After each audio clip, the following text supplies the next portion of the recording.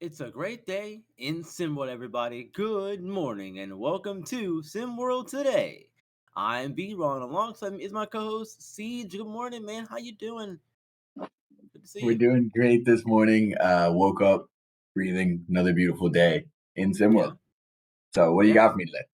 yeah. Another beautiful day, man. Let's go ahead and let's jump right into it, talking about some SWFL and the free agency things that have been going on. Franchise tagging has started. Teams are having their time until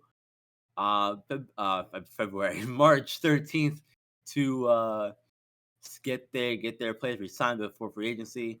And there's been some notable players franchise tagged and others not so much. Michael Pittman got the franchise tag. Um, Kyle Duggar got the franchise tag. Daniel Winfield he also got the franchise tag as well. There's a lot of players that got franchise tag. The notables that didn't though get the franchise tag was Saquon Barkley. He didn't get the franchise tag. Saquon. Any thoughts on all these moves? Yeah, to be honest, Saquon I almost expected. I didn't really hear any talks. The only talks I heard were where he might be going. The one that was most surprising to me was my own team, the Dolphins, did not franchise tag Christian Wilkins. I'm pretty sure it's because we're currently making space to sign him to a new deal, so we don't have to tag him. But that was, I'm not concerned because I know we're still going to sign him to a deal, but um, on the topic of guys who did get it, I mean, you saw T. Higgins get one. He was someone that a lot of people were talking about maybe going somewhere else Yep. this offseason. You called it last time we talked about franchise tags. Actually, your guy Justin Matabuke got his franchise tag, Yep. so he'll be staying out there in Baltimore. Jalen Johnson, Brian Burns, who's an absolute monster. I guess the Panthers are going to keep him in purgatory out there in Carolina for a while. Um, So I mean, yeah, it's a lot of expected moves. Bucks using it on Winfield, I think was a really good play. I think he's more important to that team long term than Mike Definitely, Evans is, definitely. which is hard to say because I think Mike Evans is the Tampa Bay Bucks over the last however many years. But all in all, nothing too surprising. I think on this deadline. Nothing too surprising for you. That's fair. That's fair. Look. What was a surprise to me was the fact that Saquon Barkley didn't get the franchise tag. I know we're talking about players who did get the tag, but Barkley not getting one surprises me. I know running backs are a dime a dozen, and all that stuff. And I know he's had injury concerns, and that sort of thing. But I feel like he is a big part of that Giants offense, and I also don't trust Daniel Jones at all. So I feel like you need someone reliable, who can make plays and be a big part of your team. And Barkley was that for the Giants. So to see him not get franchise tagged, or for that matter, not even have a contract there for him, is surprising to me. That's my Yeah, big surprise really coming out of this. I think that's totally fair. I think what this signifies for the Giants is, like you said, I don't think Daniel Jones is the guy either. Um, I think they were going to have to pay Barkley a lot of money if they tagged him. They'd keep him for a year, and who knows, maybe he would be injured for half the year, more than half the year. But at the end of the day, Barkley's not going to sign a new deal with this team. I don't think. I don't think he's going to stay. If they tag him, they'll get him for one more year. But in that one more year, it's not like they're contenders. They're not looking to go anywhere. I don't think it's a move that, you talk about some franchise tags and it's really to give them more of a chance to sign a long term deal. I don't see Saquon re-signing there unless somehow they make themselves a playoff team in the next 8 months. Which again, I don't see. I think they're cutting ties early. I think they're saying, all right, like let's not even waste the franchise tag money on keeping this guy who really probably doesn't want to be here any longer when we're not contenders. Now, if the Giants had been you know, a playoff team last year, and they said, let's give it one more shot. We think maybe we could do something. We just need Saquon here. I get it, but I think they're kind of maybe starting that restructuring now. I think there's going to be a little shaking up there in New York. Yeah, that's also very possible. that is what's going on. That both sides kind of decided, hey, look, this is a amicable split that we're kind of agreeing to here with you know Barkley not wanting maybe not wanting the franchise tag, wanting to go somewhere else more competitive, where he can play a bigger role in it, helping a team win. Because let's face it, the dude was dynamic in college. So and he came into the NFL and kind of had a similar start again, despite the injury concerns he had when he was on the field. He was healthy, uh, really good play. But as we know, it is a business at the end of the day, and when you are hurt, as much as Barkley is, that is going to affect your value to a team. And with all the great things that I said about him earlier, if you're hurt and you can't play, and if you can't play, you're not useful to the team, and they're gonna find a way to, unfortunately, um, get rid of you as a result of that. I do like though. To spin it back positive here, I do like though that Josh Allen, the linebacker for the Jaguars, I do like that he got the franchise tag to hopefully work on a longer term deal for them. I think he's the best part of that defense over there. I think you needed to get him back. Absolutely, by far, he is the heart of that team. Yeah, I think he's by far their key player on that team for sure. He's one of the league's best pass rushers.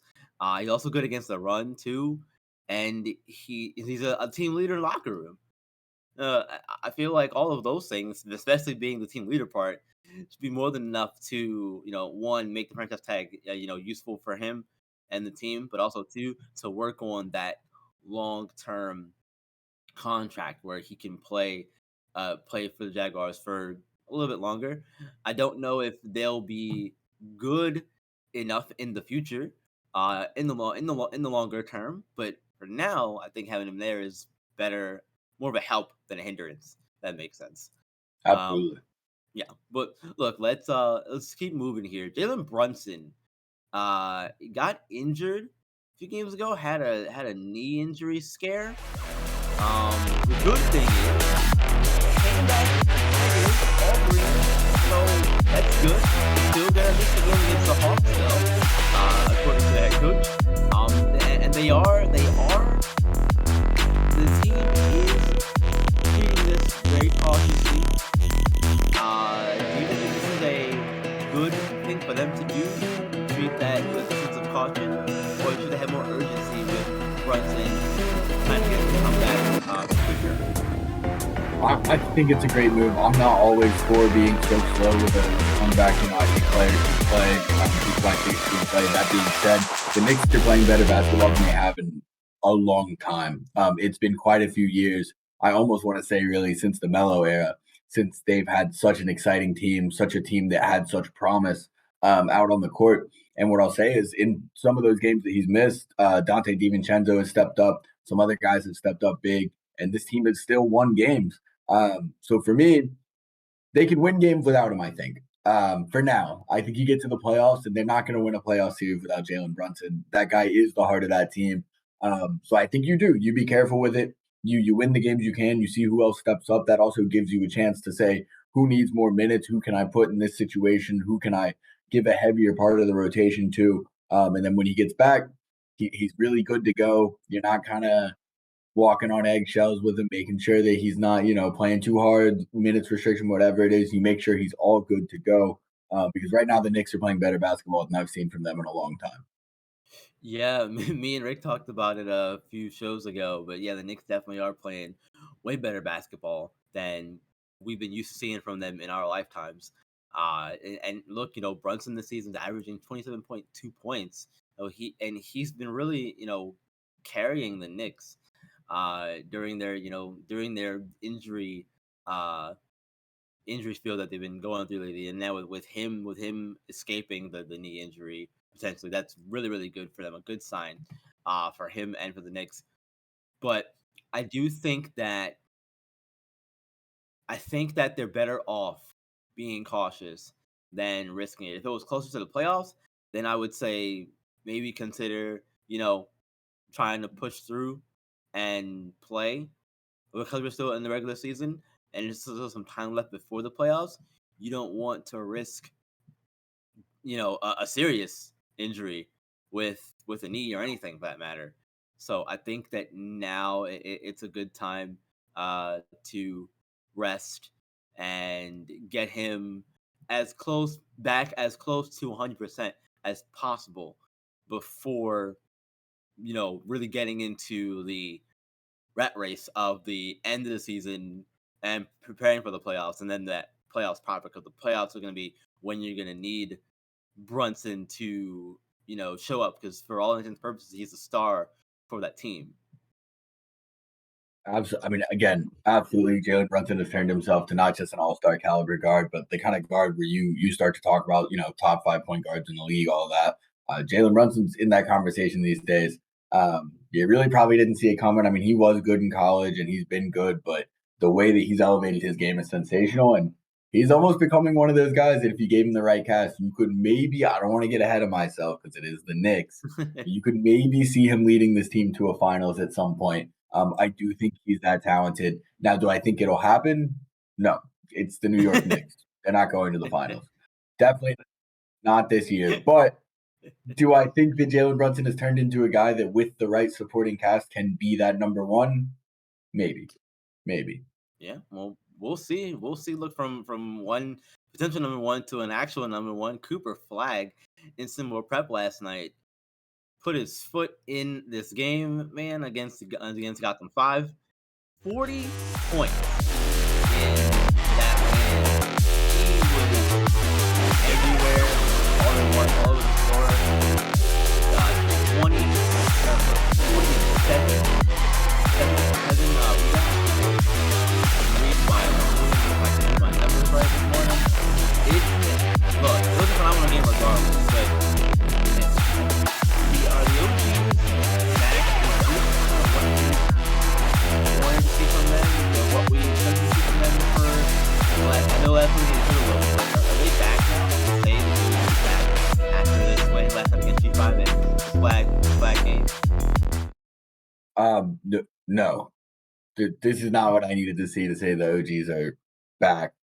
For me, this is what we've seen a lot of the year. Cooper Flagg exploded. Cooper Flagg exploded on a team that's been struggling anyways. Not to take anything away. I mean, great win. A win's a win in SimWorld Prep. Every team is talented. But no, to me, this doesn't prove that they've found a way to shore up those holes that saw them lose a bunch of those games. No, to me, this shows that Cooper Flagg is still Cooper Flagg. As a team, their defense was great. I mean, Ilgauskas had 5 blocks.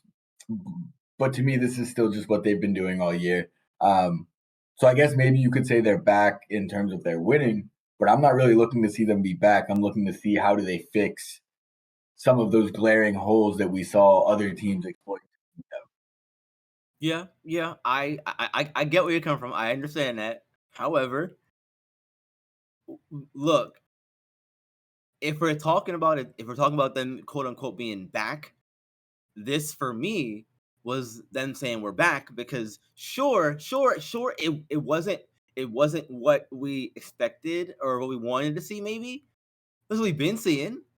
We've been seeing Cooper go crazy. We've been seeing, him getting a little help from guys here and there. Jay Laster, 14 points, 4 rebounds as well. So for me, yeah, they're back to doing what they were doing before. Yeah, which yeah. like which again, like it's not a bad thing. I'm not saying it's a bad thing, but for me, yes, they're back because they're doing what they were doing before. So yeah. Fair enough. Fair But enough. look, Fair enough. but look, any last thoughts, Sage? I'm sorry, last thoughts. I'm gonna cut you off. Last thoughts are, again, so you're right. They're back, but I want to see them better than ever. And that part I have not seen yet. Understandable. Well, look, that's going to do it for us here on SimWorld today. Thank you all for joining us. We appreciate you listening and watching as always. Remember, hit the like button, subscribe to the channel, and hit the notification bell so you can know when all of our shows, videos, streams, and games go live for you. And until tomorrow, you guys, remember, SimWorld is the only place where you can do what, Siege? See the game, be the game. We'll see you tomorrow.